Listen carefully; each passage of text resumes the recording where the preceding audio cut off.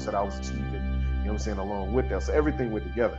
But I wrote it down on paper, all the stuff that I wanted to get rid of, and I just stopped, right? I realized that for me to change myself, I have to focus on it, right? I mean, seriously focus. So I would think about what I'm trying to not do every day. Every day and every single day is like, I'm not going to do this today, right? And my brain, right, if you start to do that, right, of course, your brain will start to actually recognize when you want to stop or start doing something. It's like when you see a car that you want, right, and how you start to notice it. So that's the same thing when you're trying to stop doing something. You just sit there and you focus on it. And I was like, all right, I'm not gonna do it. Every time that action or a situation would come up that it would try to bring that action up, it's like, nope, I'm not doing that, right? I'm not doing that. I'm not doing that. Just put stuff down, and then over time, and I stopped going to the club. You know what I'm saying? So I actually put that down. I stopped going to the club.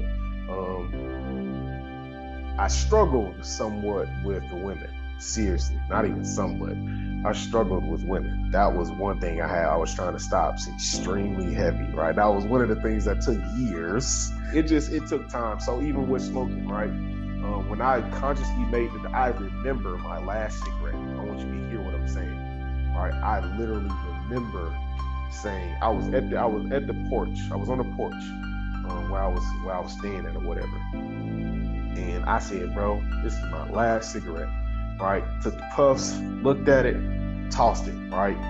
But a part of that process was I had to change my environment also. So when it was 4 smokers in the house. My brother wasn't really a cigarette smoker, but you know, whatever, right? But the cigarette smokers, I stopped going outside, right? When it was time for when, you know what I'm saying? Hey, you got a poke, you know? Hey, bro, let me get a poke, bro. Real quick. Yeah, you got a poke, bro. I ain't got no poke, bro. I stopped going outside with the poke smokers. You know what I'm saying? For the other people, Newport, right? But we call it a poke, right? That's what we called it.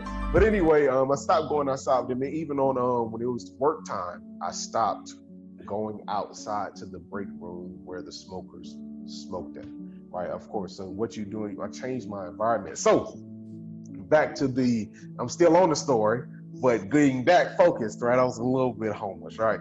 But as you realize that the people around you, coming back to it, that they were kind of haters, right? Because I had ended up losing 50 pounds, and I'm looking good. You know what I'm saying? Like, I'm looking real good. And you notice, and it's just like the things around you, it's just this down. People, they wasn't keeping jobs, right? We got grown men that can't stop smoking weed in order to keep a job. You know what I'm saying? Or get a job and stuff like that. So it's like, bro, I'm not gonna sit here huh? I said that's still going on, like worldwide, bro. Bro, that's a lot of places, bro. I shouldn't have to not to bash or like that, bro. But I've peed, had to take a piss test for you. You know what I'm saying? Like, and either way it go, people still can't keep no job. So it's, but not bashing, but it's like, bro, when y'all lose your job, I'm not finna sit here and keep taking care of y'all, bro. Like, I'm not finna do that, bro. I shouldn't have to take extra up. I understand this. So this is my state of mind back then. Let me put that out there, right? This was my state of mind back then. It's like, bro, I'm not finna take care of you. I already don't like this environment. You know what I'm saying? Like, and I'm sitting here like, bro, I'm just not gonna do this. So I end up like quitting my job. It's like I was on my last thing, right? On my last, we had a point system, and I was already about to be fired type situation. So I remember the night I quit, right? Because there was like, bro, if you got to do good this weekend in order to make, you know what I'm saying, to stay on. And I remember being in the aisles, like, bro, consciously, like, I'm done. You know what I'm saying?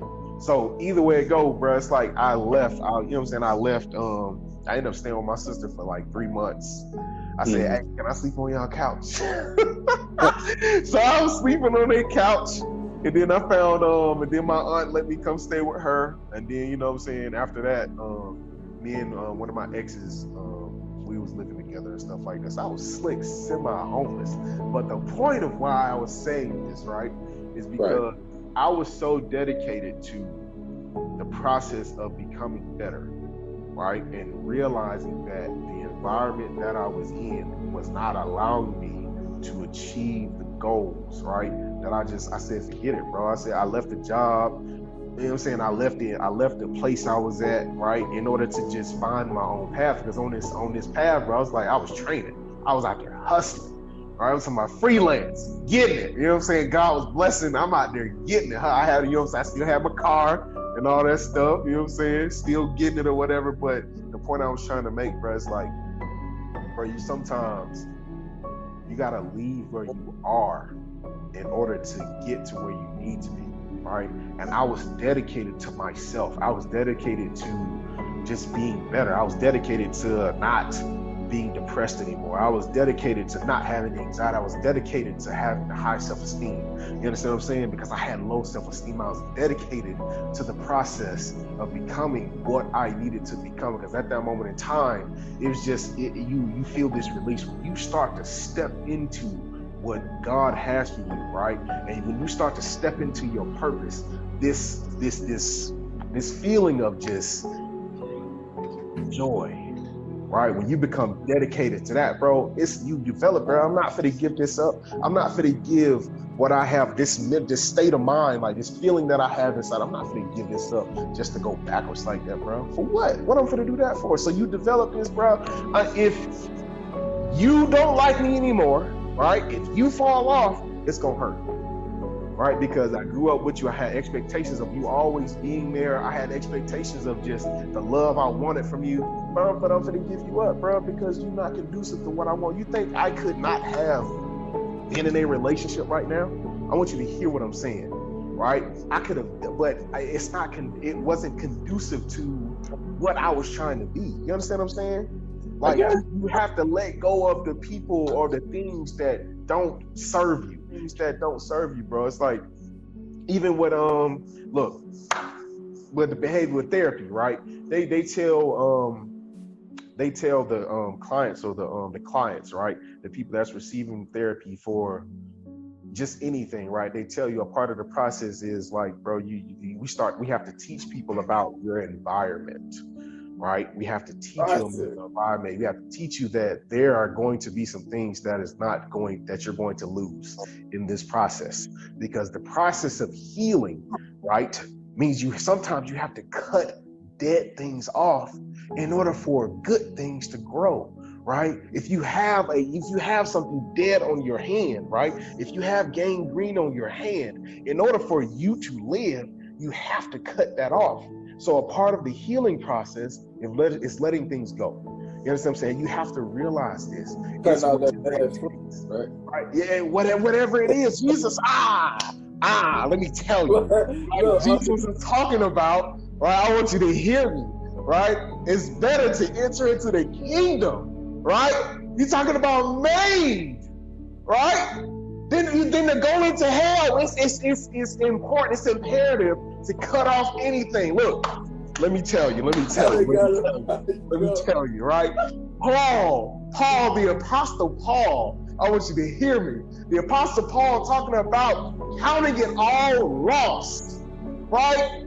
Counting it, you gotta hear what I'm saying. He was talking about counting. He got anything that wasn't a part of the dream, a part of the goal, a part of the situation to be dedicated to, the cause, the worship, the purpose of him. He let it go. So sometimes you gotta let it go. It doesn't matter. Let me tell you. It don't matter. It don't matter. This stuff. Man. I'm trying to. I want you to hear what I'm saying. If it's not conducive to what you are trying to do, you have to let it go. I want you to hear me. You have to let it go. It's gonna hurt. Yes, it is. You have emotions. It's okay for it to hurt. But I want you to hear me. I want you to hear me. I want you to get something out real quick. Right?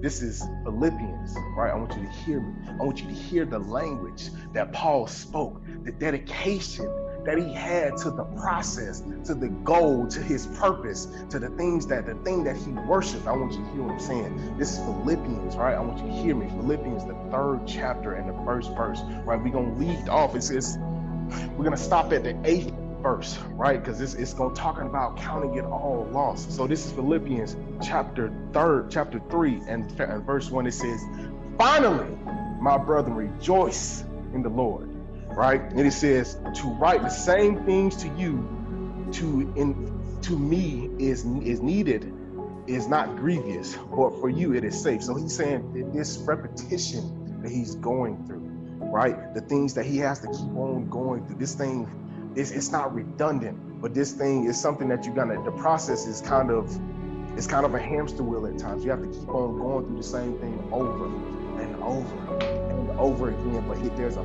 purpose for you going through the same thing over and over again. So when it feels like you're stuck in a situation, right? When it feels like it's not getting any better, you have to rejoice in this thing, because there's a reason for you going through this thing over and over and over again. There's a purpose, right? I see, Lord, I see your hand. I see like you sound like you want to say something, right? Oh, you good, bro? Yeah. Oh, okay, all right. So it says, beware of dogs, beware of e-workers, beware of the concision, for we are the circumcision, right? Which worship God in spirit and rejoice in Jesus Christ and have no confidence in the flesh. I want you to hear me, right? They worship this thing.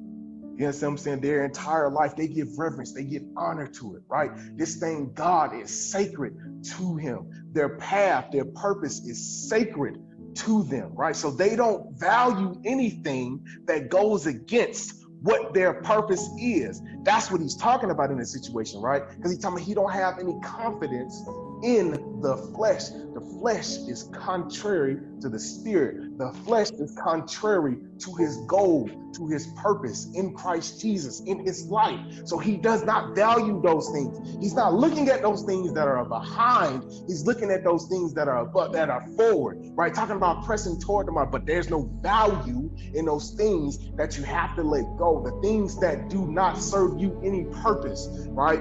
Sometimes we have to take a rest. I understand that there are good things and there's good ways to indulge in fun, right? Because you can't work all the time. It doesn't work like that, right? Even Jesus and his disciples, they took a rest, right? I'm not talking about those things, but we're talking about those things that directly hinder you from doing the will of your Father, the will that he gave you, the design for your life. Those things that he gave you to do, those are the things he's talking about. Counting all loss. You understand what I'm saying? I'm gonna keep reading, right? And it says, don't skip. It says, look, I thought though I might also, this is verse 4, it says, though I might also have confidence in the flesh, if any other man thinketh that he have whereof he might trust in the flesh, I more. Right? This is the value. Listen to me. This is the value of his past life.